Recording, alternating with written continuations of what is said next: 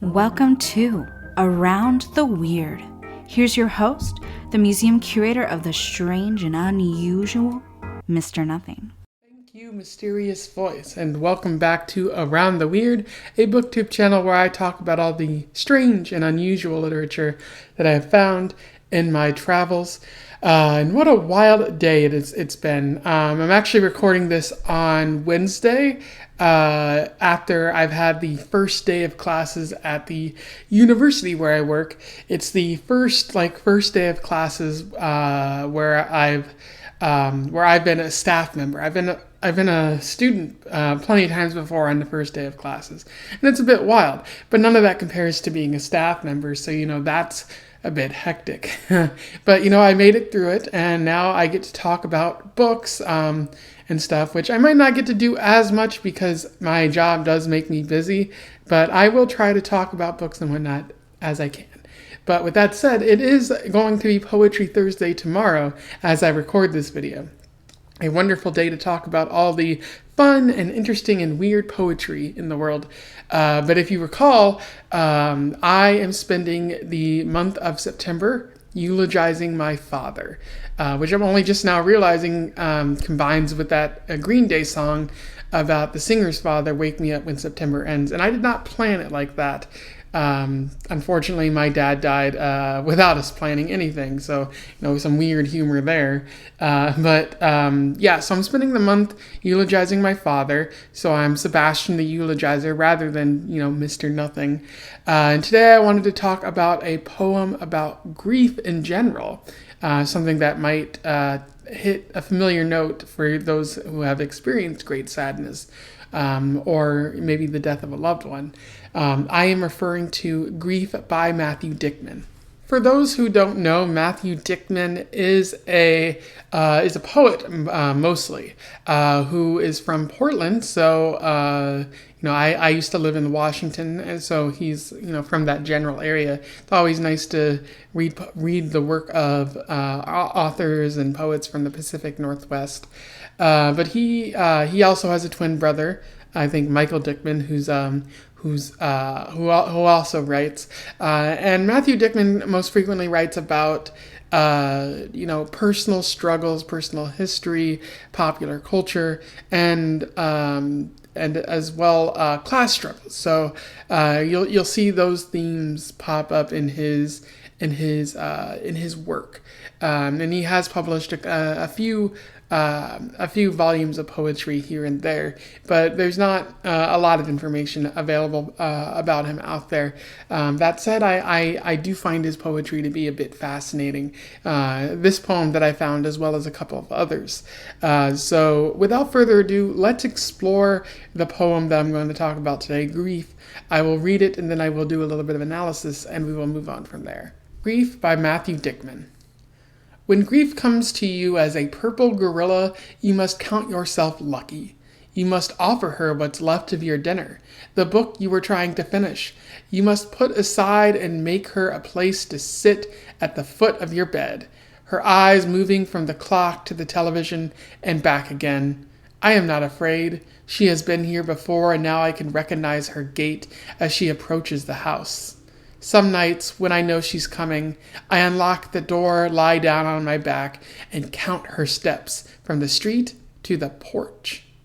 Tonight she brings a pencil and a ream of paper, tells me to write down everyone I have known, and we separate them between the living and the dead so she can pick each name at random. I play her favorite Willie Nelson album because she misses Texas, but I don't ask why. She hums a little, the way my brother does when he gardens. We sit for an hour while she tells me how unreasonable I've been, crying in the checkout line, refusing to eat, refusing to shower, all the smoking and all the drinking. Eventually she puts one of her heavy purple arms around me, leans her head against mine, and all of a sudden things are feeling romantic. So I tell her, things are feeling romantic. She pulls another name, this time from the dead, and turns to me in that way that parents do so you feel embarrassed or ashamed of something. Romantic, she says, reading the name out loud, slowly, so I am aware of each syllable, each vowel. wrapping around the bones like new muscle. The sound of that person's body and how reckless it is, how careless, that his name is in one pile and not the other. So, in terms of analysis, I really enjoy this poem, specifically because of how Matthew Dickman personifies grief. You see that very early on in the poem, in the first line even. Matthew Dickman says, "When grief comes to you as a purple gorilla, you must count yourself lucky. You must offer her what's left of your dinner. The book you were trying to finish, you must put aside." And you get what Matthew Dickman is getting at with this poem. He refers to grief as a purple gorilla. And so, purple gorillas are not something you see in the wild, so it's unusual. So I think he's associating grief with something that isn't normal, that kind of stands out. And also by referring it to a gorilla, a big lumbering animal, you get the vibe that grief is this all-encompassing sort of thing that just hovers over you.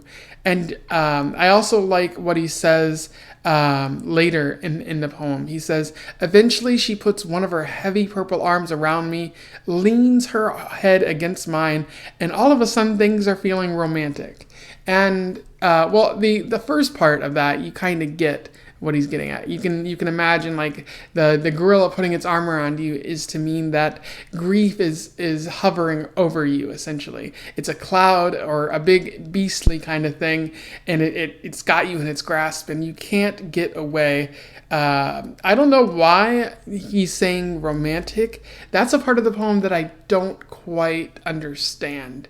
I think it's because it's a different type of feeling. Like maybe the narrator has some love in his life, but grief, the process of grieving, like maybe someone else died recently in in the narrator's life. So although the narrator wants to be in love and is feeling romantic, the burdensome grief gorilla, the purple grief gorilla, is like, how dare you feel anything but shame and sadness right now. Like a person has died and you should be embarrassed for feeling this way. And so when grief is in your life, that's often the only thing you can feel. And if you try to feel anything else, it feels wrong or improper. And so the question is how do you get out of that stage? Like, how do you begin to feel happy again when the monster that is, grief tells you that the only thing you're supposed to be feeling right now is that grief?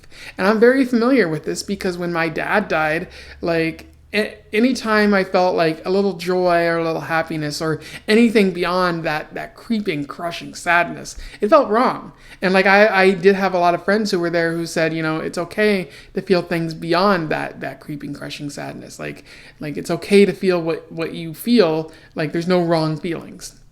And that really helped me see that. But that's not the case for everyone. That crushing, grief gorilla pops up and is like, you're not allowed to feel anything else. And so they feel wrong, and you don't know when that grief cycle is supposed to end. And how long do you mourn your father for? How long do you mourn a sister for? How long do you mourn a best friend for? And what's worse is sometimes, that grief gorilla just pulls out the album and is like, look at all these people that you lost or that you might lose. Like, wouldn't you be sad if you lost them? Like that would be awfully terrible. And it's a real burden, and it's just it's the real negative part of grief, because the good thing about grief is it reminds us of how much we loved someone, or maybe how much we'll miss them, and how they can still be very near to our hearts. But the bad thing is, it's an uncontrollable emotion. It's a mean emotion, and it ends up hurting us if we can't control it, which we can't control it, because it's not something we invite into our lives. It's something that, crashes through the walls like the Kool-Aid man, or in this case, a purple gorilla who just walks into your house, while you're trying to sleep and forces you to consider things you don't want to consider. And I really like how Matthew Dickman expresses these ideas here.